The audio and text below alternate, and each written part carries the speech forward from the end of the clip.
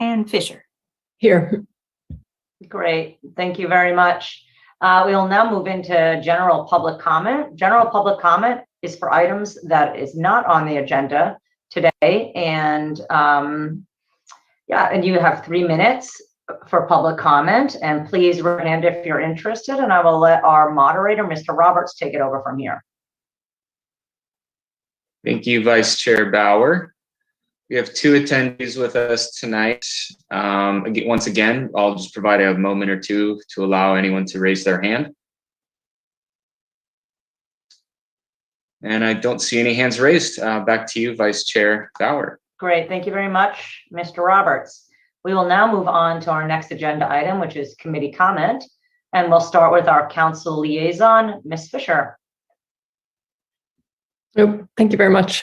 I think the only thing I have to report is council met on August 2nd. That was our last meeting, and we approved the second reading of the zoning text amendment for our vacation rental ordinance section of our ordinance to remove the sunset clause. And that's all I have. Great, thank you very much, Council Liaison Fisher. Now we'll move on to Commissioner Hooper for reporting out on the Pedestrian and Bicycle Committee. Thank you very much. We have not met since our last Planning Commission meeting, but our upcoming meeting will be on September 1st. It'll be at 6:30 p.m. Okay, great. Thanks very much, Commissioner Hooper. Now I see we have none for the Advisory Committee, although I thought maybe that we did appoint Commissioner Wissman. Is that right? Yeah, that's correct. Do you have anything to report? Nothing to report out. I did have an introductory meeting with staff liaison Cindy Chong, but unfortunately the next day I had an unexpected last minute occurrence on my calendar that prevented me from attending. There was one item on the agenda that included a pretty extensive presentation by the airport commissioner regarding FAA's concern about some trees, a number of trees. I think there's a total count of about 25 trees that are potentially present themselves as a hazard to the airport. And so the Tree Advisory Committee is going to work with the airport to address some of those FAA concerns. That's as much as I was able to glean from the report. It's a pretty extensive report, but if there's any follow-up activity, I'll report back to the this commission later. Great, thanks so much, Commissioner Wissman. At this time, are there any other committee comments or comment from other commissioners about other things or questions? Okay, I don't see any. So oh yes, Vice Chair, I had my hand up. Oh, but sorry, I did not see that. That's okay, right, Commissioner Alonso. Thanks, Vice Chair Bauer. I wanted to raise an issue tonight for the commission on a land use issue. I've spoken to Heather and also the city attorney about this. It's about the regulation of gun stores in Petaluma. Right now, currently, there are no regulations on land use for gun stores and retail stores that sell guns. And so this is an issue that came to my attention recently, earlier this month. A gun store recently moved to a new location and caught my eye. And so speaking with staff and doing some research, determined that there is nothing on our books about where they can be located, what kind of signage they can have. And so what I'm asking tonight from the commission is to entertain I'm going to make a motion, but just to entertain a motion to have a study session for the commission in November. We generally meet twice in November, November 9th, and then because of Thanksgiving, we generally meet the week before Thanksgiving, so that would be November 16th. And so I would just ask for that, and then I want to let staff weigh in too here. But anyway, that's sort of the broad-based observation and action item I would like to have tonight. Again, there would be no action taken at the study session. It would just be to review what other communities are doing. We have recently Windsor and Healdsburg have taken action on land use regulations on gun stores back in, I think, 2018 and 2019, respectively. And so anyway, that would be something for us to consider it in November. Heather, your title changed. I think I'm used to calling you Planning Manager Hines, but Heather, if you want to just comment, that'd be great. Sure. Thank you, Scott. So we talked about this a little bit earlier. As Scott mentioned, gun stores fall under general retail in our zoning ordinance. There's nothing specific to that kind of separates gun stores from a shoe store in our code. So he is correct in that that's anywhere that general retail would be a permitted use. A retail gun store would be a permitted use. We talked about a little bit, we have a long list of priorities that just came out of the council's action in August with our kind of marching orders on what to be looking into, what to be bringing forward. This wasn't one of them, so there's a little bit of a balancing act and a staff resource. A study session would not be for a decision, but as we like to do, we typically like to bring forward, if we're going to do a study session, we like to do some background research and bring forward some analysis to at least give you the benefit of different ways codes have adapted to this issue or not. So that's why I was not able to firmly commit to a date sooner than that. I'm just trying to balance the other legislative items we have and that we're trying to get back to this commission. That's things like the Chapter 24. We have a package of legislation that we're working on trying to bring back before you. Cannabis retail was another one that was in the council priorities. Telecommunication ordinance update. Those are all the things we're working on right now in the background. Okay, thank you, Ms. Hines. I see that Council Liaison Fisher has her hands up. Yeah, thank you. So when we put a moratorium on gas stations, we also asked that we look at other uses and whether or not they were appropriately listed in our code. I wonder if it's at all possible to sort of package this all together when we look at cannabis and we look at guns and we look at other things like that, and make it a little bit more inclusive. And maybe it's not till next year. I was going to say, if we go that direction, please don't agendize it for November, because I won't be able to get back with that as a kind of a package. But we do typically try to look at that. For instance, right now we are, there are some stuff coming from the state about density bonuses, about ADUs. So we took that as a time to also look at packaging those housing legislation efforts with updates to our inclusionary and looking at some of the single family zoning that we've talked about both here and at council. So we always do try to package things when we can, kind of that efficiency of scale. Thank you. Thank you. Commissioner Alonso? Thank you, Vice Chair. So I would like to make a motion that we conduct a study session in November at one of our meetings to review gun store regulations and retail stores that sell guns for consideration for us. I second that. Ms. Ellis, will you want to take a roll call vote? Potter, absent. Bauer, Aye. Hooper, Aye. Alonso, Yes. Ryder, Yes. Wissman, Yes. Fisher. Given staff's comments, no. Thank you. Okay. Thank you. I have one question for you, Heather, and that's if the commission were to, after the study session, want to propose some actionable item to the council, how does that happen? That's a good question. Usually the policy direction is coming from the council. So we would definitely, we'll take whatever direction comes from the commission, and we will do our best to bring that forward to the council, whether that's for direction from the council on moving forward with something along those lines, and potentially looking at other things that are on our goals and priorities, and making adjustments to other things to allow for those staff resources to be item.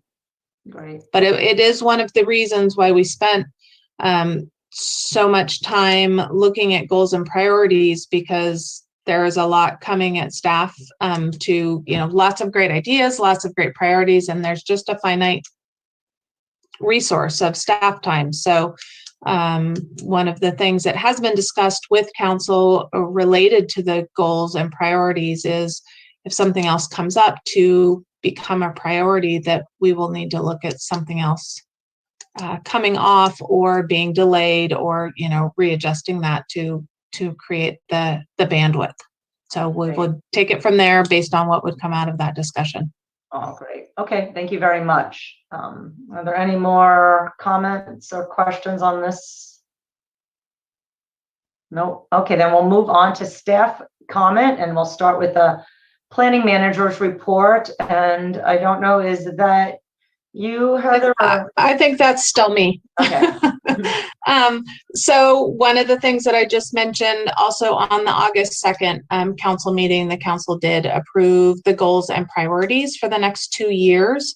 And there was a format that was presented in that I think was a little easier to get through. We had a long, convoluted Excel spreadsheet in the past, and this was basically under each of the overarching goals, and there are items in fiscal year 21-22 as well as fiscal year 22-23. So that really lays out a work plan across the board, citywide, in all departments, of the things that the council has asked us to prioritize and be working on in these next 2 years. I also wanted to highlight some for both the commission and for the public that might be watching.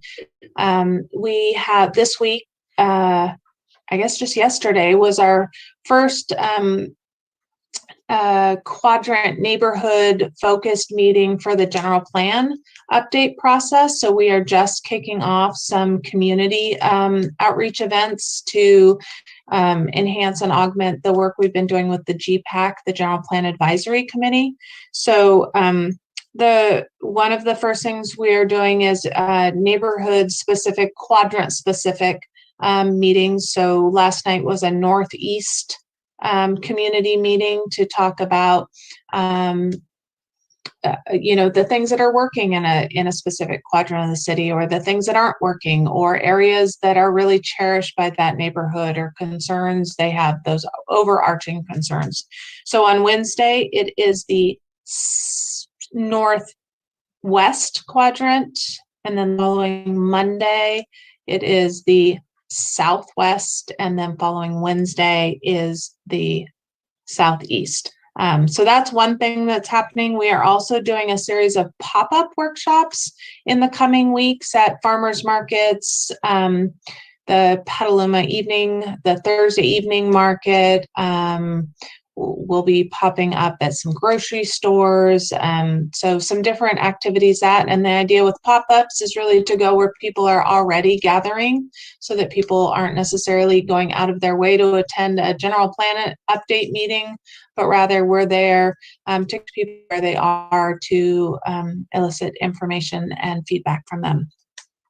Another thing that is happening around the general plan process is on September 8th. Staff is working with Know Before You Grow to host a Planning 101 meeting to talk a little bit more detail for those interested in the relationship with the general plan to the zoning code to specific plans, and kind of what the purpose of the general plan and what it will be looking at, the elements of it. So that'll be at the Know Before You Grow meeting on September 8th. And then finally, I wanted to point out that we are planning to do a community workshop on September 29th. So more to come on that, but September 29th will be our first large-scale community workshop to talk about visioning with the general plan update. So a lot going on with that process as well right now. And then the other thing, this this month has been a little lower on the volume of public meetings with the council in recess, but we did have a vehicle miles traveled technical advisory committee on the 3rd of August to kind of talk about next steps with that now that the council has adopted the guidelines, but to start talking about and different options, kind of a citywide look at improving conditions in terms of bike, ped, and transit to allow people to reduce their vehicle miles traveled and alternative transportation options. And that's what I have for the commission this evening. Great. Thank you very much, Ms. Hines. Are there any commissioner comments on the planning manager's report at this time? Okay, I do not see any. So we'll go ahead and move on to the approval of the minutes for the meeting on July 27th, 2021. Are there any edits or comments on that one? Okay, I don't see any, so we'll go ahead and approve those minutes. Next, we'll move on to the presentation of the Meridian at Chrono Station. And this is a presentation of the submittal of the Meridian Chrono Station Affordable Housing Project. It is being presented to us as without action before us as part of the AB 2162 streamline review. And I will let our, who is doing this, Mackenzie Dibble. I think I'm gonna kick it off if you don't mind, Sure. Vice Chair. Yes. So I just want to give a few opening remarks, and then really I'm going to turn it over to Mackenzie Dibble. And although it says Mackenzie Dibble under Frank's face, I think that's Frank, the architect on the team. So I want really to give them the bulk of the time to outline the status of the project and new information and changes of design, but wanted to just take a minute to introduce it. So you may remember that this was before the Planning Commission as an informal presentation, maybe November of last year, I think.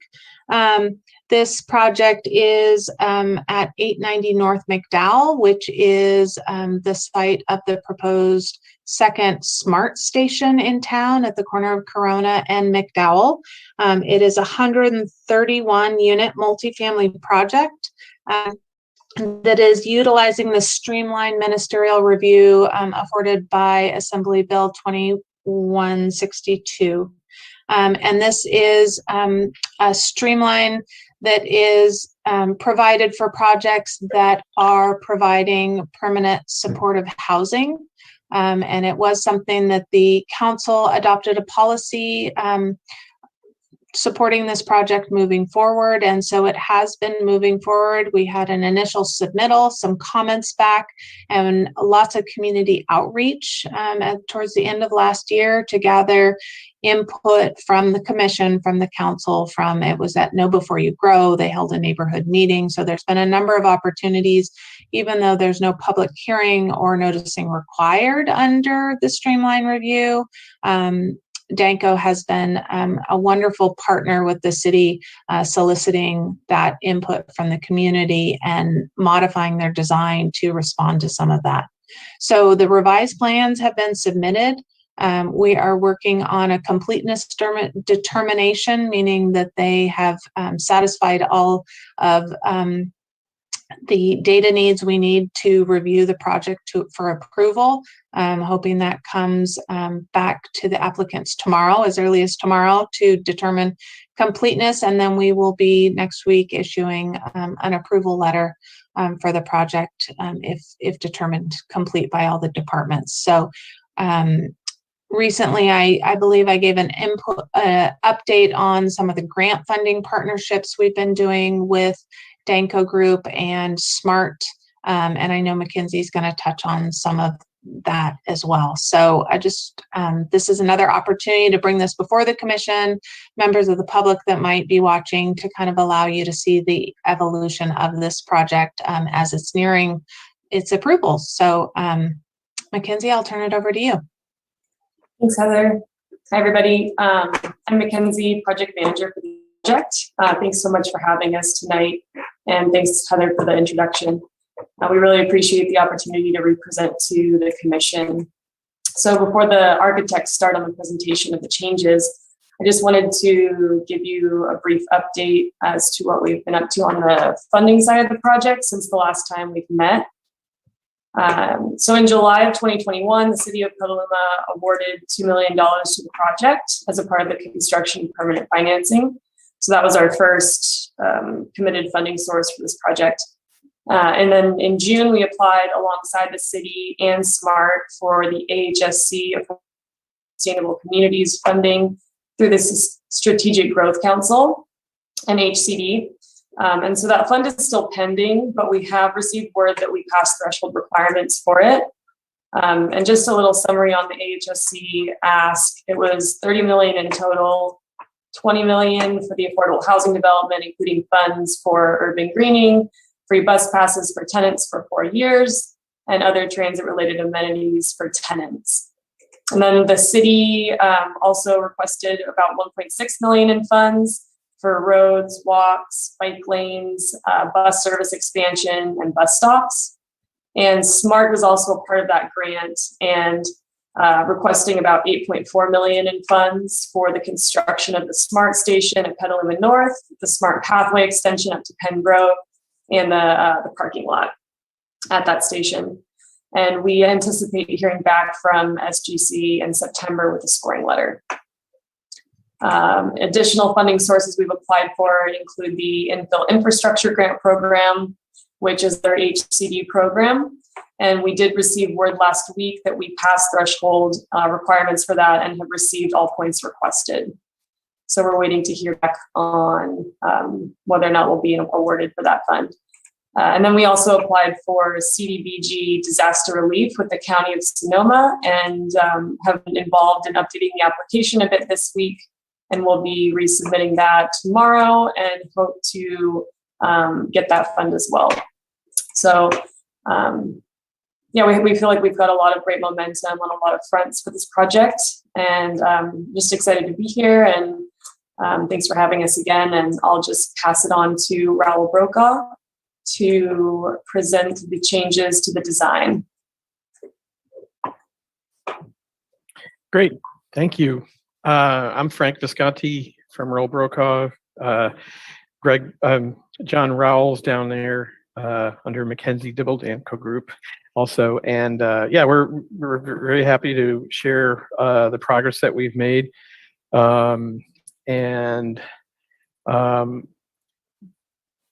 Let's just get into it. So this was the site plan that we had presented before and had cycled it through the AB 2162 review. And we got a lot of input back from all the community groups and bike and pedestrian. We've been working with fire department. So we've been really trying to get everything really aligned to meet all of the staff review. And one of the things that we also needed to do, which at the time was really based on the previous development, was what we were really trying to do with the future train station parking lot. And we had always wanted to be able to connect to it. And we had also shown a coffee shop at the corner of our property, which would be basically a volume that would be retail.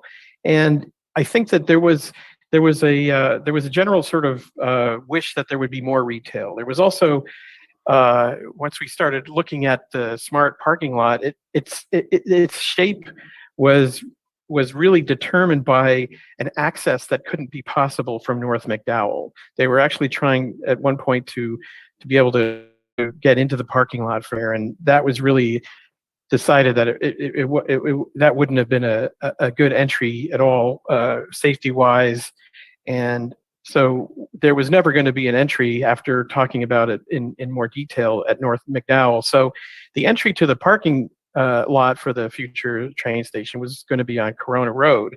And all this sort of elongated configuration was really based on the previous Lomas site plan. And obviously our site plan is not anywhere near what that was in terms of the sort of complexity of all the internal roadways and all that. So we actually had a very good conversation with SMART, and we were allowed to basically kind of reshape this, which I'll show you above. So we interfaced with SMART. We also wanted to try to make something more of at this corner, which we were trying to do with the coffee shop, but the parking lot was sort of getting in the way. So we were able to sort of come up with an agreement to do something much more urban and much more in the vein of a transit-oriented design focus. We also so here's the new site plan, and I can just get that over here. So what we did was we improved the parking lot parcel shape with access from Corona Road only. So here you can see the shape of the parking lot, which will hold the amount of cars that SMART is happy with, is actually consolidated into this rectangle instead of this long, narrow space here. So the parcel is actually more compact, and it's more, we've done studies for layouts, and SMART was, because they don't really have to, they don't have to work within landscape requirements, that their parking lot can just be 100% asphalt. And that wouldn't have been very nice for the corner, which we have an opportunity to really improve. So what they agreed to do was to consolidate their area, which is more or less what they had in terms of acreage. And we decided that we were going to take this rectangular parcel down here and actually plan it out for a future commercial parcel. So there could be a building here at the corner, which could be a grocery store, it could be other retail establishments, and be able to come in and park through our two-way driveway entry here. So there could be basically a layout for a parking lot and a building here, which would become a commercial. And the SMART would access their lot from Corona Road. So this became a really nice improvement, instead of kind of a sort of bleaker future of asphalt from one end to the other. That we can really develop this area here once as a phase. And so in order to do that, we actually moved one of our buildings with the coffee shop. Now that's taken over by a potentially much bigger idea for commercial, and we placed that building over here. So before we had 3 buildings that were spread apart, and now we have the same building, basically just the same building blocks, but now there's 4 of them. And we also got rid of this parking lot here, which was essentially serving this building, and turned it into a food truck court, which would be the focus of our open space here. It would be a public access, so it wouldn't just be for tenants, of course. And it's actually an improved connection to the SMART station parking lot, because it's a little closer to the station itself, to the platform. We have a picnic area here. So this actually becomes a really great buffer between the SMART station, and we foresee, I think we planned out maybe 5 or 6 trucks here, it'll depend in size, but we would have support for them, electric, water, main, all that sort of stuff to make it a place where these small businesses can pop up and serve the public and serve the tenants. So this part of the parcel became a lot more in the vein of a TOD development, which we're really excited about. And we were able to sort of make these 4 buildings a little bit more compact. We actually changed the footprint of them so they're not quite as long, but they still have the same units and they still have the same square footage. And so our unit count remains the same, so there's no change in that. And then the other thing which we had talked about with Heather and the city was the possibility of developing that triangular public land on the east side into a public park. And so one of the things that we looked at was the possibility of creating a bridge across the Corona Creek, a pedestrian bridge, so that the tenants and the public can actually go directly to that corner parcel. And we had some concepts for a dog park and a landscape improvement to really make that into a nice little public park that is accessed from the neighboring housing pockets and developments here. And then the other thing which Mackenzie mentioned was that we able to find a way to get a grant to basically give train and bus passes to all the tenants as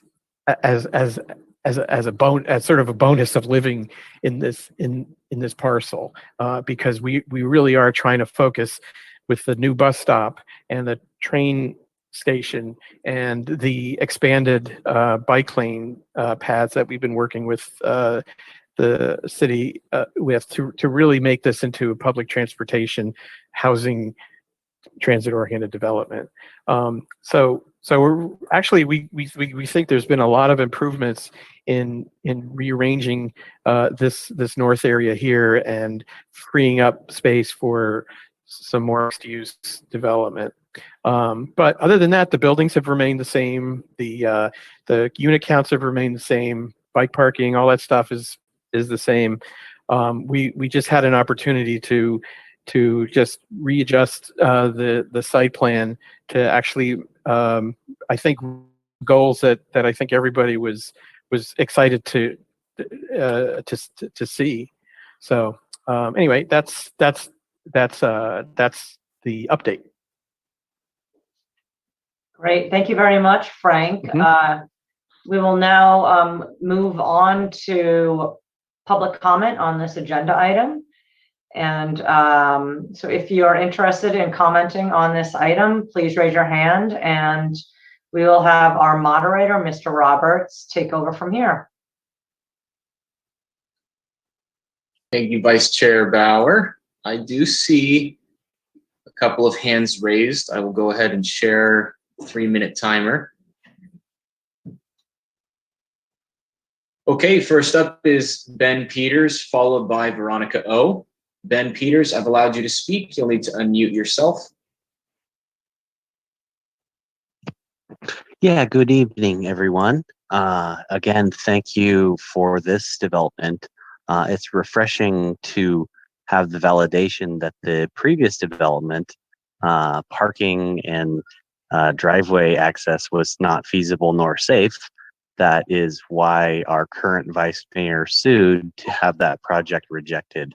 So just a reminder to the citizens of Petaluma that everyone that was on the city council that voted for that previous project really doesn't have safety in the top of their head or in their hearts.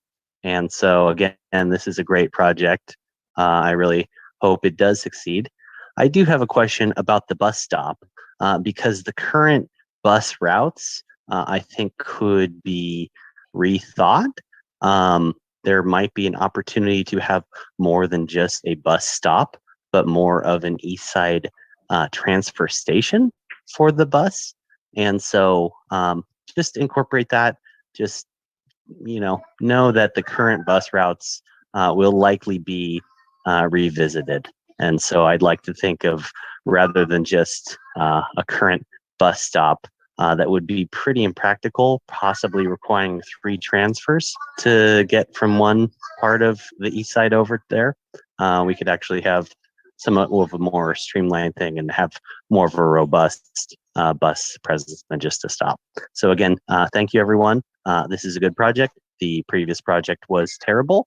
And the last thing I'll note is that our current supervisor really hadn't helped at all in making that happen. We were part of the conversations with Spar, begging and pleading for that grant, and the supervisor was not able to make anything happen. And so quite unfortunate, but now we have new leadership at SMART and hopefully new leadership at the county level. So thank you, everybody.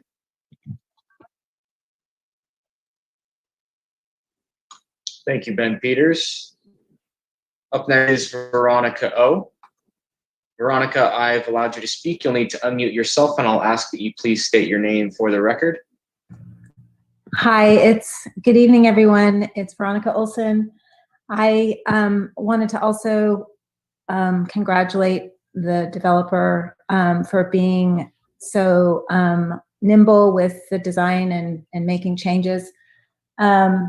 I just had a few comments about the idea for the park.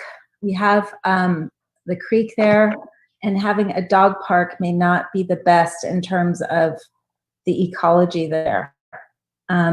We already have a highly polluted river with a lot of dog feces in it, and we need to guard against that sort of thing happening in our waterways.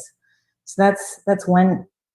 Maybe there could be a place where there could be outdoor games, chess tables, or something like that in that park. The other thing that I had a question about is, I don't know if this is the right time to talk about it, but I just wanted to propose that there be a concentration on native planting for the landscaping, so that if we have a goal as a city to create biodiversity connections, that we have a place for insects, which then feed birds, which then, also supports other wildlife. So, and the other question I had was the parking for the commercial. It doesn't look like there's that much parking. I just wanted to know more about what that would look like for that corner piece. And maybe that could be studied or discussed further. Thank you.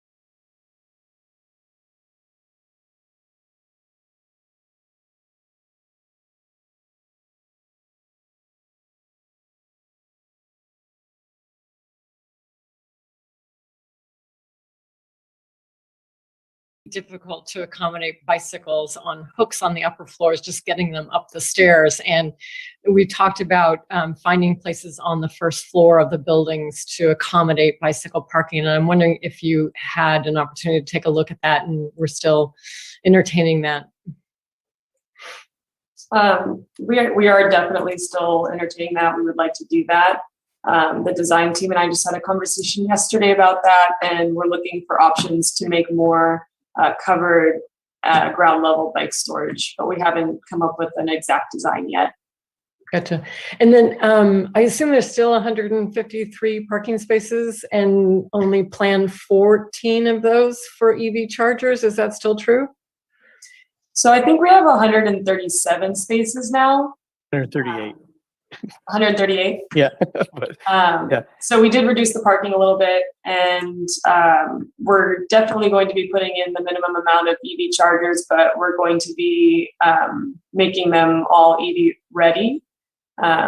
So we haven't gotten to that point in the design completely at this point, but we understand that EV charging for cars is definitely the way of the future. And so we're going to go above the minimum and definitely make all spaces ready.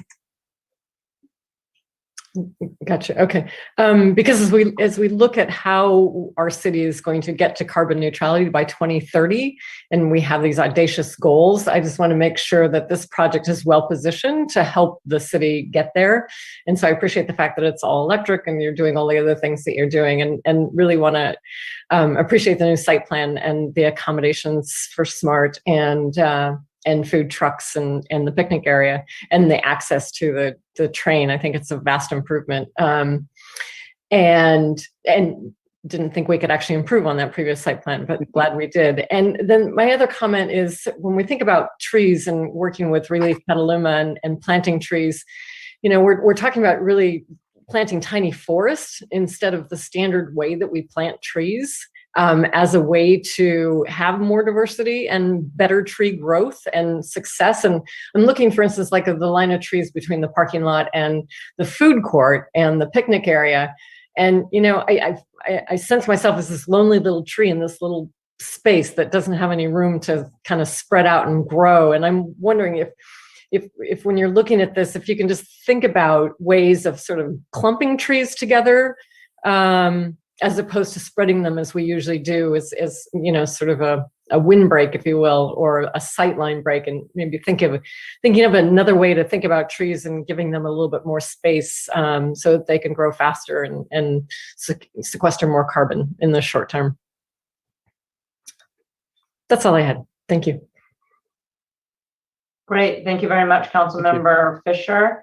We can now move on to Commissioner Hooper. Thank you. And I just wanted to say I loved the site plan before, and I really love where it's gone now. I did have one question, though. With regards to the new retail space, will that in any way make it harder for you to go after certain funding or easier, or is it not a factor? It's not really a factor. It's allowable, and it's just another great part of the project. Excellent. Yeah. Okay. Yeah. No, it was a positive for the project, definitely. And would there be any kind of conditions that we could add to it, just in terms of what kind of projects we might get in that commercial spot? I only ask because I'm thinking I remember the comments from the last time, and I was remembering the comments with regards to like a grocery store or food areas for a lot of the residents. And I was just wondering if we had any guide there, or we just had to leave it open to whoever would apply for the lot. I think that's probably more at me than, so we're not able to condition like the future. It'll be, this is one of the things that's been really nice about working with Danco is having that, willingness to think, okay, even if the demand isn't there right now, we want to reserve space. So when the demand is there, there's the space to go with it and develop it to meet that demand.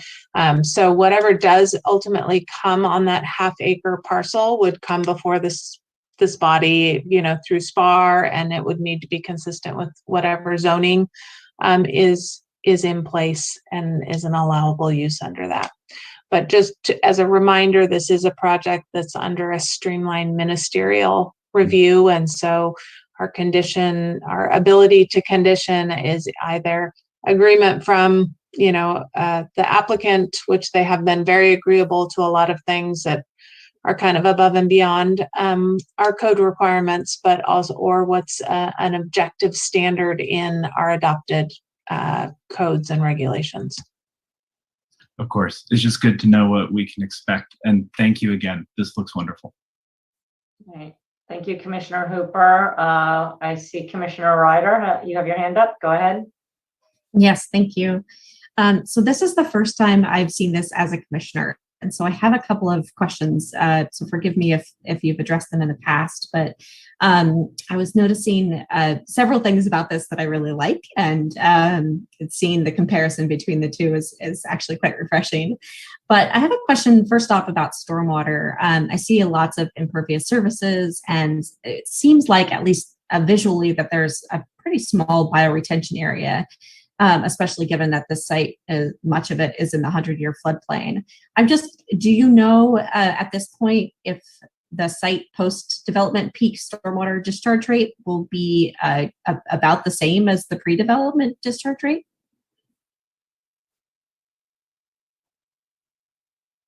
Our civil engineer has been working with with those standards, and we're actually raising the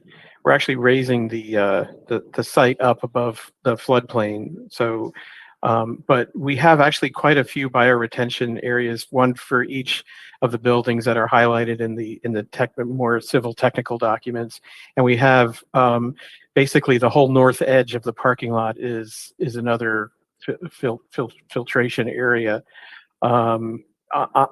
As far as the question about the quantity, I know that we can get that information to you, but I don't have it with me. Great, thank you. I appreciate that. And then similar to some of the comments that Councilmember Fisher made related to trees and large shrubs, I'm excited to see so many of them, and I completely agree that the little mini forest is a fantastic idea.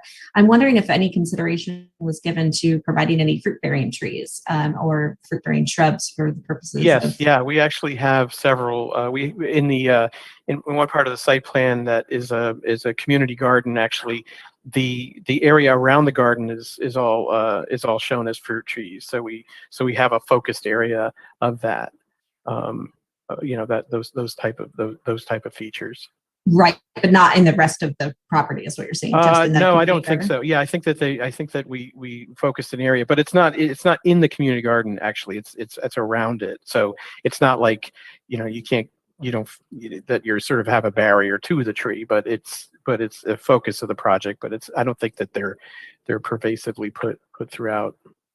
We have a planting plan that's part of the submission too, and actually with the trees selected and a pretty detailed planting plan, so it would be good to look at. Yeah, I did review it. I just didn't see it in terms of the details of the location. So I appreciate that. Okay, thank you. Sure. Yeah. Yeah, as I said, I think the amenities that you've added certainly are improving the overall plan and usability.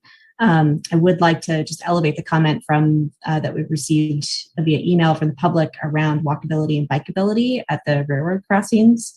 I don't know to what extent that's in your scope, but are there opportunities to improve safety, because we really have 2 rail crossings on this site for anybody coming and going to it, and we're trying to bring folks to it and to the train station. So just not sure to what extent there are opportunities for improvement there. I think I can probably answer a little of that, and Gina might be able to also help me answer that. So one of the conditions of this project will be to extend the sidewalk on Chrono. So currently there's a sidewalk on Chrono, but then it kind of dies out maybe 2/3 of the way towards the crossing. So it will be extending that sidewalk. And then I believe there was something about a fair share towards the rail crossing. Am I remembering that correctly, Gina? There was. I don't know if that survived. The latest review, the ministerial review. I think that the Danco has agreed to the original conditions that we had in terms of frontage improvements and those connection points. So that'll help improve that some. We're also part of that grant we applied for was improving some of the sidewalk and bike lane gaps right there. So I think it's on the opposite side of Corona between the tracks and McDowell. I think it is that there isn't a Class 2 bike lane. So it was one of the things, although it's not directly this project or this project's frontage, that in concert with this project on the grant application, the city sought some funding to do some of those in the general area. I think it was from Bike and Ped Advisory Committee that they asked for, instead of a class 2 on the street on McDowell, they asked for an elevated shared bike pedestrian sidewalk along McDowell. So that is being incorporated. So there are a lot of things to try to help the connections and the areas that they're kind of missing in this immediate vicinity, as well as along the frontages. Thank you for that. I appreciate it. No small task in this location. So. And lastly, I was really pleased to see you started with basketball and that you've added these play structures for the younger residents there. I think those are fantastic amenities, and the amenities at large with the addition of the food trucks are great. It seems like this is going to be a destination. One thing that comes to mind as we're considering that triangle to the southeast is whether or not that could be utilized. I think games are a good idea, but also potentially something for our teenage population, a skate park or something of that nature, to diversify the services for all ages. Mm-hmm. That's all I have. Thanks. Great. Thanks so much, Commissioner Ryder. Are there any other commissioner questions or comments? Oh, Commissioner Alonso. Yeah, thank you, Vice Chair. I just want to thank the applicant and staff. It's a fantastic project and really important, really one of the key parcels left in town for infill TOD. So I think it's just fantastic to see this, and I just wish you all the best, and I appreciate the update. And that's all I have. Thank you. Right. Thank you very much, Commissioner Alonso. I'll just take a moment to say this is a far better project than what we saw a long time ago with single family housing. And I really am very grateful that we waited out and we got this project. It's affordable. There's potential for good commercial use. There's food truck areas. There's a nice little park. So I'm really happy to see this be planned out and hopefully come to fruition. So well done, everybody. There's one thing that I'll comment on, and that's I want to echo what one of the public commenters said about the dog park being next to the creek. I know that's not really a great relationship because it is one of the primary sources of contamination in our creeks. So I would prefer not to have that, any of those two things anywhere near each other, if at all possible, or at least put it on the other side of the lot or something like that if you have to have it. I just try to keep those two things separated somehow because they don't mix well. But that's about it. Other than that, I really am supportive of this project, and I can't wait to make it happen. And I don't know if there are any other commissioner comments at this time. There is, raise your hand. If not, then thank you. I think that's about it. Is that all you need from us, Heather? Is a thank you?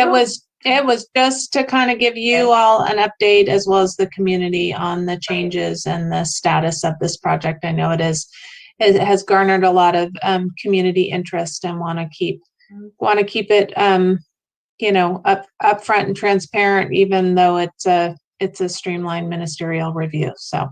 And we really thank you for bringing it before us. And I know it took some effort, but thank you so much for keeping us in the loop. I just had one more thing, just in response to one of the things that Council Liaison Fisher said. We're still very much developing the project. Net zero is still on the table. We're really wanting to incorporate energy efficiency and green construction and solar panels and renewables as much as possible. So we're still in development with that, but it's going to be a big component of the project. And then in regards to the commercial parcel, I think I heard a public comment about it. The idea is that we would be developing some parking there at the time that parcel was developed for that piece right there, I believe, so that there would be a little bit of parking for that use. And just wanted to say thanks again to Heather for being such a great liaison for us throughout this process with the city and the council and the commission and all of the different committees and groups that there are in Petaluma, and just a great ally for us as well. So thank you. Great. Thank you very much, Mackenzie. Well, then we will go ahead and close out this agenda item, and we'll move on to the next one. And that is going to be our SPAR review for a sign at the Petaluma Airport. And I believe we will be having that presentation by Planning Manager Batista.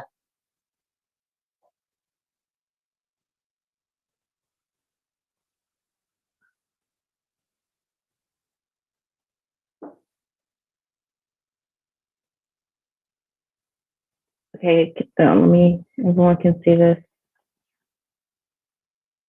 PowerPoint. Okay, 1 second. Oops. 1 moment.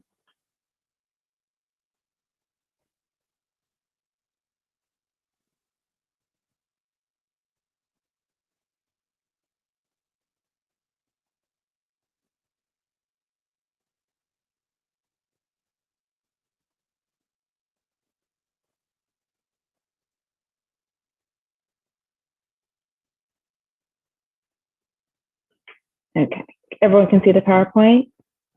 Okay, great, thank you. Okay, as was noted, this application is a SPAR application for the Petaluma Municipal Airport monument sign. Okay, so as I'm sure most of you are familiar with, the Petaluma Municipal Airport is located on the northeast side of the city. It is just east of Washington Street, and it's also 220 acres, rectangular in shape, and it's bounded by the Petaluma City Sports Complex to the northeast. There's East Washington Street along here, as long as a lot of residential development. And as you can see, just looking at the map, there's a lot of open space surrounding the site. Well, I also like to point out that the applicant for this application is the city, and specifically the Department of Public Works and Utilities. Okay, so as you can see from this map, the project is for the Petaluma Municipal Airport sign. Currently, there is a sign here on this little parcel just east of Sky Ranch Drive and bounded by East Washington Street. This proposal is for a new monument sign about 200 feet north of this site. And it is positioned in this site to remain within the boundaries of the Petaluma Airport Municipal PCD, which the site falls within that plan. Okay, so this is an image that was provided by the applicant. I did lighten it a little bit just to make it a little bit more clear, but this image is showing us both the current sign and the proposed sign, which is bounded by the red. As you can see, they're similarly placed in this low grass area that is just over here is Executive Drive to the east, and then you have East Washington Street. So you can see that the new sign is larger than the current sign, but it's still similarly placed. Okay, so here's the specifics of the actual sign. The applicant is proposing a double-sided aluminum sign. It's 15 feet high. The current sign is also double-sided. It goes up about it's 15 feet tall. It tapers a little bit, as you can see at the base, from 7 feet to 6 feet. There is a propeller to sort of symbolize the land use. It will include 4 panels for the tenant at the site, the name of the airport, the city seal, and the freestanding sign will be about 1 foot and 4 inches in depth. So this sign is before the board tonight, or the commission tonight, because it falls within the Petaluma Municipal Airport PCD, and it's subject to the regulations and design guidelines of that. plan, and it's also subject to the standards in IZO chapters 20 and 24. Okay, so the airport PCD is divided into 5 subzones, and the proposed placement of this new sign is within the approach protection area, and where the current sign is actually outside of the PCD altogether. So that is one reason why it's placed where it is. It also allows for more visibility. The airport design guidelines don't have very specific standards for signs, but the standards do allow for one identification sign for the airport. And the plan specifically states that a single monument directory sign shall be permitted for the airport entrance to identify name and location of tenants. And it will be subject to SPARC review and approval. So that is why it's before the board tonight.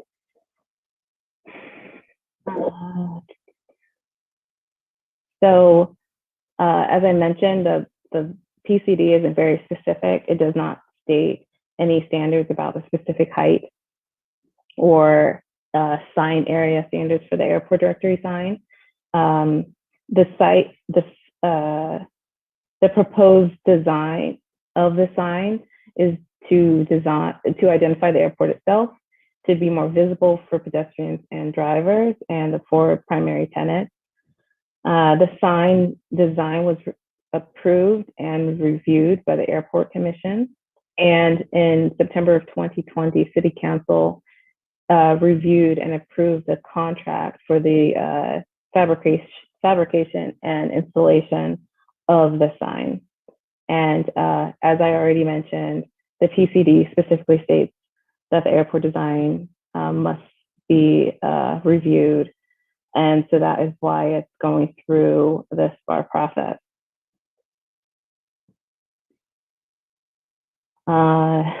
So the IZO Chapter 20 for the signs has 2 distinct purposes.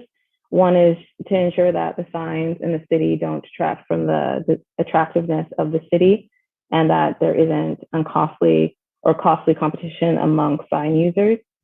It is also worth noting that it does not reference, this chapter does not reference the PCDs at all, but there are some provisions within this chapter that include and relate to the proposed airport identification sign. So one of these is the East Washington Street sign that states that any signs along East Washington Street are to be low profile and not exceed 5 feet in height measured from grade. Now the proposed sign is 15 feet in height. It's worth noting that this provision really applies to, or the purpose of it is to maintain a pedestrian feel, which is more applicable to the downtown area, specifically between Highway 101 and I already said downtown, where you're required to have a more pedestrian-oriented frontage. But in this area, it's quite different. Now, you have more vehicles, you do have bike lanes and sidewalks here, but the proposed sign it's conducive for a larger sign, but the Planning Commission can weigh in on the height of the proposed sign. And now the lighting of freestanding signs, all freestanding signs shall be illuminated indirectly with white light, and but this proposal does not include any lighting, so it meets the standard. Additionally, moving signs are prohibited, and this proposed sign has a 3-blade propeller. We've included a condition in the resolution that this propeller be fixed so that it actually meets the standard. And for signs near intersections, the sign exceeds the height maximum, but it's signed to alert drivers that are going by. And the placement is actually to improve sight lines. So again, typically the commission doesn't review a single sign, and again, you do have some flexibility when it comes to the height of the sign, but the sign does, similar, like this existing sign, provide visibility from the east and the west as you're traveling along East Washington Street. And now for the Spar Findings, which I'm sure all of you are familiar with as you've reviewed so many applications. But I'll briefly go through these. For one, the proposed sign is made, or it's proposed with durable materials, which include aluminum, acrylic, and vinyl. The 15-foot sign provides clear wayfinding for traffic and is also a safe distance from the signalized traffic infrastructure and the pedestrian crossing, so that the project's actually consistent with the standard. For two, the design of the proposed sign includes details that make it appropriate for both the neighborhood and the land use here. The sign is tapered, it has a fixed blade propeller, so it really relates to the existing use of the airport and the hangars, and obviously the propellers from the planes. And the large sign also serves sort of as a gateway to the area for the county, for everyone who's using this airport here. And again, it makes it quite visible in this area. Also, the siding of the structure is similar to the current siding of the sign. It seems appropriate. It seems to fit in with the identification of the airport. And again, it's decided to maintain safety and visibility along the street. And it maximizes the separation of the uses, the residential uses that it's adjacent to.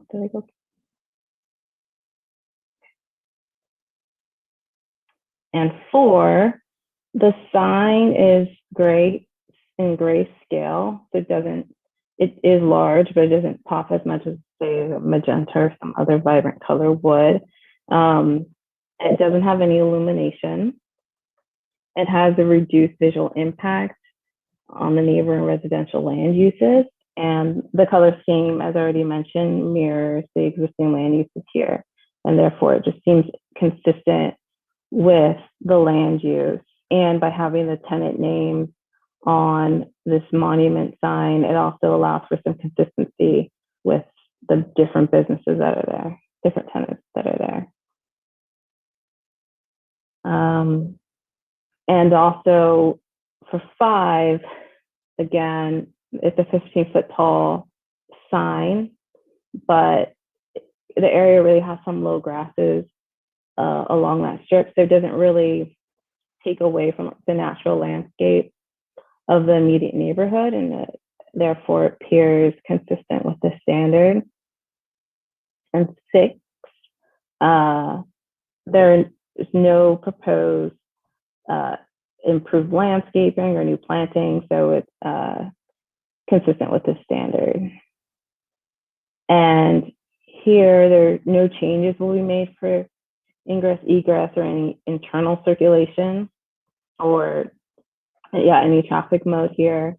It doesn't really have any impact to traffic lines of sight. The distance from the intersection seems quite consistent with what it already exists, and it doesn't impact the existing sidewalks or bike lanes.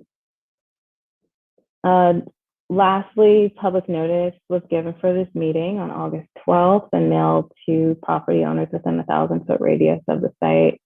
The applicant posted a large sign adjacent to the existing sign for this meeting. We have not received any public comments, and later, before construction commences, the applicant will be ensured to notify adjacent property owners. Oops. Oh, and that's it.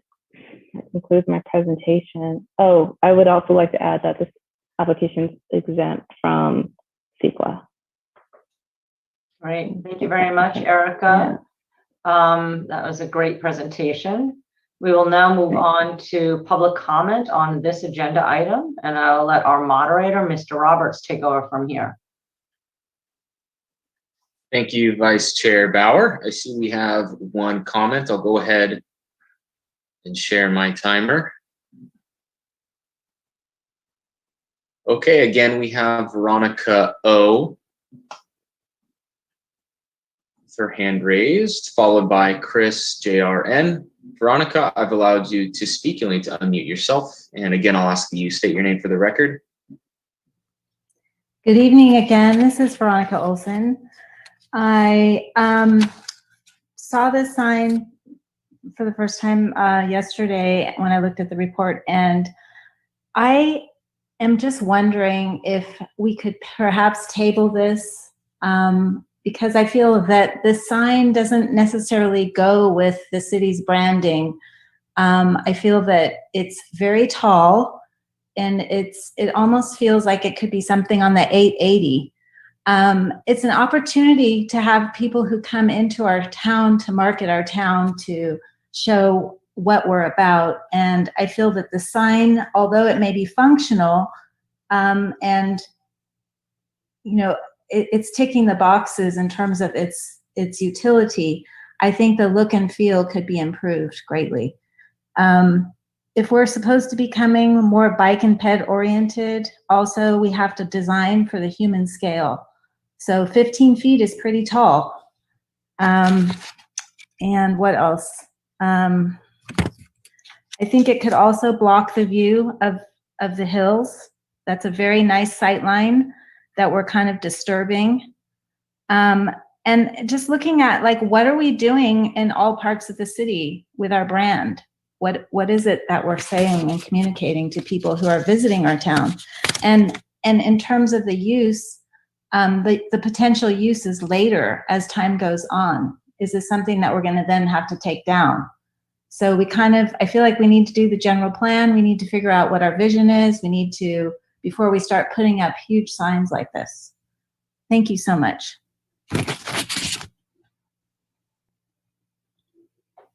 Thank you, Veronica. Our second commenter appears to have fallen off the meeting,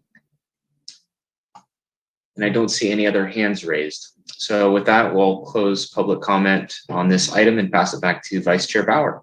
Great, thank you very much, Mr. Roberts. Yes, this item is now closed. I mean, not this item, that public comment is now closed, and we can now move on to commissioner questions and comments. I see Councilmember Fisher. Thank you, Vice Chair Bauer. I agree with Veronica Olson's comments. When I looked at this, I'm like, this feels like it belongs in a shopping center, not in our airport. And I really like our quaint current sign. And a question about our tenants there. Is it the diner, and who else? What sort of tenants do we have at the airport? I wonder if somebody can answer that. And then the other question I have is sort of the origins of this in terms of who thought of it and why it's 15 feet tall.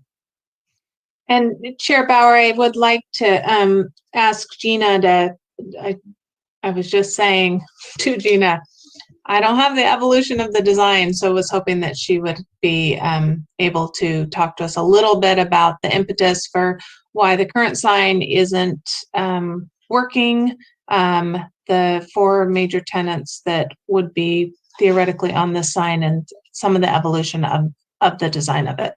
Sure, go ahead. Yeah, hi Commissioners. I can tell you that the Airport Commission itself was involved with the design and has approved the design. So they have been through design review, and this was the product that they were the most comfortable with. So in terms of design sensibilities, the city's Airport Commission and our airport manager, Dan Cohen, directed the design and are very pleased with the product. This was at their direction. As far as the tenants go, we have more than 4 tenants, and so I'm not sure how the airport commission has decided they're going to assign them.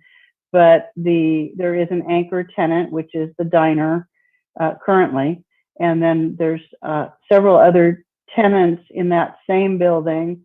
There's a flight school. There's a couple of businesses that are more involved with, I think, with actual construction of parts and the mechanical aspects of the industry, and then of course we have a tenant that does maintenance and repairs on the aircraft for our hangar tenants, and then so those are sort of a flavor of the commercial tenants, and then of course our private tenants are all of the aircraft hangars. Those are leased out to individuals and businesses, in some cases corporations with planes and small jets. So those would not be listed here. I'm sure these are intended for our commercial tenants. And I think that answered the question, but let me know if not. So what I'm hearing is that most of the tenants that are at the airport serve the airport use, right? So they serve the... Absolutely, they have to, yes. So I guess, so I don't understand why we need this sort of monument sign then, because it's the diner is the only thing people from the public would be coming to see or to partake in, right? Because the other tenants are purely for the people that are already there. Well, most of the people that come and go are in fact the hangar tenants. So right. And so being able to advertise that there's a flight school and being able to advertise that there's a repair and maintenance business that resides there at the airport are really important signals to those folks that are coming and going. They're the only tenant that's used by the general public, I would say, that is frequented by the general public in addition to the local tenants is the diner. Yeah, that's all the questions I have for now. Thank you. Great. Thank you very much. Now go on to Commissioner Hooper. I just wanted to say I'm kind of amused by this conversation. Growing up here, the airport community or the flight community in Petaluma is pretty active. I grew up with a lot of them, and they're pretty vocal, so it makes sense that they would want a sign. I'd just like to say that I also think it's appropriate for there to be at least some signage for the flight school, given the airport is an asset for this community, especially when it comes to responding to emergencies in the area. And in terms of I do have a question, by the way. In terms of the sign design, I mean, it looks like an airport sign. It doesn't look like it's revolutionary. It doesn't look like it's going to break the bank on what the future should look like, but it looks like something that the airport commission actually liked and approved, and that's fine. 15 feet, by the way, isn't gigantic. What I would like to ask, though, is how the tenants are actually assigned. Will they be paying for it, or is there some kind of apportionment process for this already in city policy? And then the other question I had is, will there be any kind of ground lighting even if the sign's not lit up, or is it expected that the lighting in that area will be sufficient already? I'm sorry, there was one other question, which is how visible will the sign be from the east side when driving through? That's all. East side when driving through. So I'll tackle the last one first because that's the easiest. The visibility is pretty much 6 of one, half dozen of the other. It's a two-sided sign, and it's so exposed around 360 degrees around the sign that I think east versus westbound traffic will have equal advantage and visibility, particularly because it's not only 5 feet off the ground like the existing sign. It's high enough so that if there's a car between you and the sign, you can still see the sign. And I'm sure that's the primary reason for getting that height. let's see, you asked about how the tenants would be assigned to the monument sign, and I don't have that answer, Commissioner Hooper. And I'm knowing the way our airport commission works, I'm pretty confident that they have that answer and that our airport manager has it, but I do not. I haven't gone into that conversation. Maybe Heather has, I don't know. So I can't tell you that, and I can't tell you if they would be charging for that. Sorry. And then you had, what was the other one? And just about lighting, will there at least be some kind of ground lighting, or is the lighting already in view? Because I'm looking at the site image that was provided. Is that expected to be enough at night? I believe that no lighting was intended. There is no power run out there, but that doesn't preclude some, self-powered solar uplighting, maybe, some ground lighting that could facilitate that. And again, Heather, I wasn't privy to the conversations on lighting, but if that's a concern, that's certainly something that could be addressed. All I am aware that it was proposed as not being illuminated. Thank you. Great. Thank you very much, Commissioner Hooper. Commissioner Ryder? Yes, thank you, Vice Chair Bauer. I have a couple of concerns and a couple of questions. First and foremost, I'll address my questions. Based on the resolution, it looks like it's intended to have a maximum of 15 feet total height, and yet the dimensions show the propeller exceeding that height. Can someone just speak to the relationship between those two? Is it a discrepancy, or did I miss something? It might just be a slight discrepancy. I'd have to look at how much the propeller extends above the height. So it might be if one blade of the propeller extends above, it might be meant to be slightly above 15 feet with the propeller. Yeah, it exceeds the 15 feet. There actually isn't a measurement provided for the total height, at least that's not what I've seen and what was provided. Okay, thank you. So we could clarify that, or bring or some version depending on where this conversation goes and the recommendation of the commission. Appreciate that. Thank you. Also, so based on the dimensions shown, this sign is approximately 90 square feet. So if 6 to 7 feet tall or wide by 15 feet tall. Do we know the dimensions of the municipal sign that's there now and the 2 diner sign? I know they're a different orientation, different height, but what's the total square footage of those signs? I don't have the actual square footage of the existing sign. I only ask because the photo that was provided shows them from the same angle, and they're very far apart. So it actually makes them look like the same size, and they are, in my understanding, nowhere near the same size. So I believe the airport sign is tops out at right about 5 feet. Gina, I'm not sure if you know that specifically, but I believe that is pretty close to 5 feet. Probably. I'm just, my gut tells me that if I stood next to it, it would be about as tall as me. So, and I'm kind of short, so a little over 5 feet maybe. But yeah, that's a good guess. And there was certainly no design intent here to match the existing height. There certainly was intent to raise the height so that it would be more visible and accessible for folks that are driving by. So again, I think the 15 foot is a reasonable height, but it is certainly up to this commission to weigh in on that. And yes, it is higher. And yes, that photograph is a little bit misleading because it is in perspective. And so you're seeing the small sign in the foreground where it looks larger, and the taller sign in the background where it's naturally in perspective looking a little bit smaller. So yes, I don't think that was certainly not intended to mislead, but that's the nature of a perspective photo like that. And I will add that the 2 diner sign, that doesn't have a permit. so I don't have the specifics on that. I think that was put out there exactly for this reason, to attract people to when someone says, meet me at the 2-Niner Diner, where exactly do you turn, that kind of thing. But I believe that's even a little bit shorter than the airport sign out there.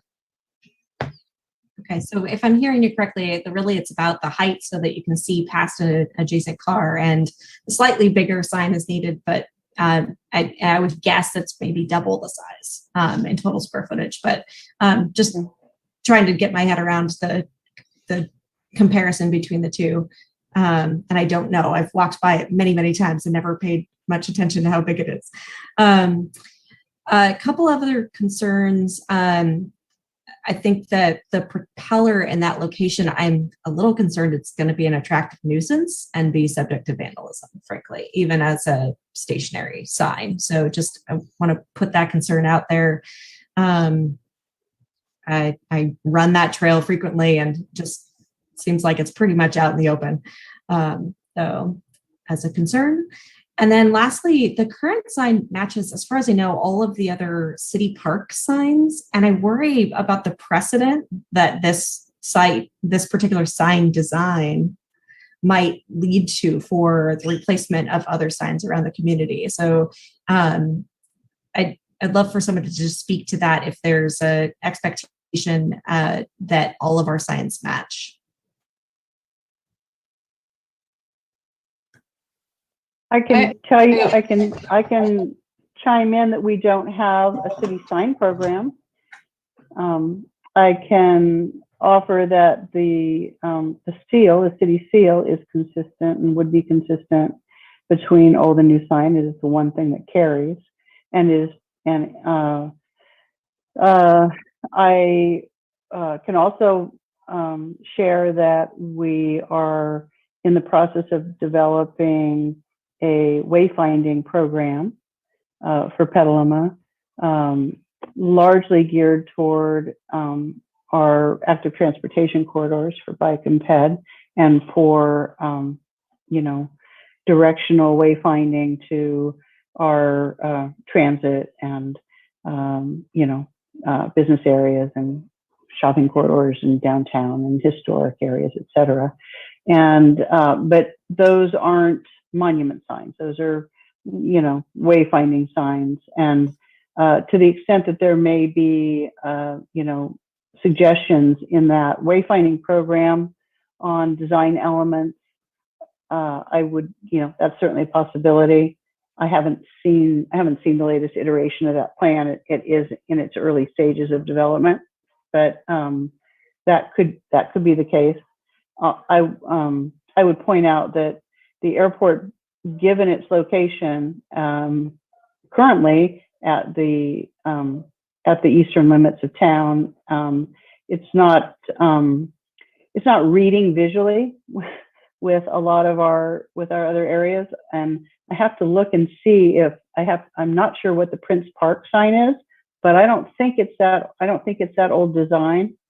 Where you see that, well, you'll see it in parks around town for sure, and appropriate for our playgrounds and active parks, because that size is more to scale with our neighborhood parks. But that's about as much as I know about signs, as it relates to other city locations. Heather, you have anything else beyond that?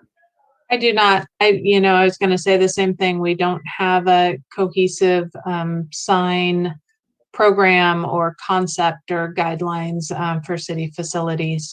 Some of our parks, I don't think there's any active effort to replace those parks or to be looking at one specific design for our park signs. Thank you for that information. Thank you, Commissioner Ryder. Commissioner Alonso? Thank you, Vice Chair. I'm in support of the project, and I'm ready to make a motion, but I see one more commissioner wants to make comments, so I'll wait to make my motion, but just as a context, the city council approved a contract on September 21st, 2020 unanimously. And these designs were in that contract and in that approval, in that staff report. So it was a public process. In fact, we were supposed to hear this last October. And so we're hearing it now. I think it's very straightforward. The airport commission has heard this, as well as the council. So I'm ready to support, but I'll wait for everyone else to weigh in. All right, great. Thank you, Commissioner Alonso. Commissioner Wissman? Yeah, a few comments just in looking at the design and some of the photos. I don't have a problem with the height in a way. I can understand how the height can build to where it is now. I think one aspect is, as you can see, the diner sign there, not in an ideal location, certainly for visibility coming up to that intersection. So I do like the placement of this sign a little bit further into the property. The other aspect is where the diner has its own, advertising sign out there. I can understand that the other tenants might also want signage, and it certainly, I think, would be favorable to have all of the tenant signage on one monument sign rather than have, a number of, different structures around to accommodate the different tenants' advertising requests. So when you start building up those items and the need to get, just 4 here, then I understand, why the size of the sign is grew to what it is. I also don't object to the size either, just given the visibility. That is a pretty straightaway thoroughfare there. Vehicle speeds can get up a little bit, and I think someone who's unfamiliar with the area, which would be somebody who could be coming into the airport, I think it's good that they have a little bit further distance to view that sign and know that the airport is coming up and that turn is coming up. So those are things I think weigh in favor in my mind of the size of the sign, although I do concede that it is a bit out of character with everything else in the area. I would also concede that the aluminum, sure, not in keeping with the character of the area either, though I don't have any strong feelings against it. I did also have on my list to ask about lighting. I'm not terribly in favor of excess lighting. Would want any lighting to be downcast rather than up. But I do think, again, for visibility sake and for traffic safety, I wouldn't object to that if that was in some way or another added. But it appears that it's not included, so I guess that point is moot. So those are my only thoughts. Great, thank you, Commissioner Wissman. Council Liaison Fisher? Well, I would agree that the sign is out of character with the area, although it's really hard to see it in context. And so for that reason, I'm not in favor of approving it. Thank you, Council Liaison Fisher. I just have a comment, and I think the sign is perfectly acceptable. I think it is in character. It's not pretentious like our little airport, and I think it's a nice sign. I like it. I am supportive of it, and yeah, I'm happy the airport is getting a new sign. That's what they want. And those are my comments, and I will let Commissioner Alonso go. Thank you, Vice Chair Bauer, and I agree with all your comments. I will move the item, please. Great. Can I get a second? Second. All right. Ms. Ellis, can we get a roll call vote?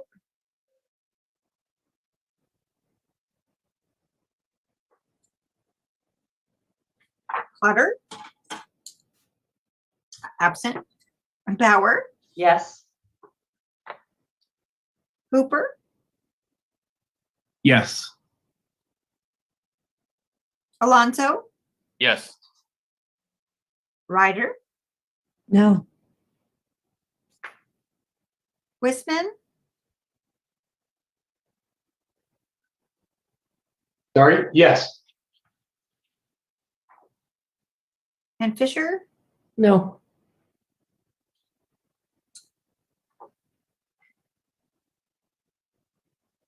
So I think that passes 4-2 with one absent. Yes. Great. Thank you very much, everybody, for volunteering and being the great commissioners that you are, and for doing the hard work for our city. And yeah, we'll go ahead and adjourn the meeting for now, and we'll see you back here on, I think our next meeting is September 14th. Thank you, everybody, and good night. Thank you. Thank you. Good night. Night. Recording stopped.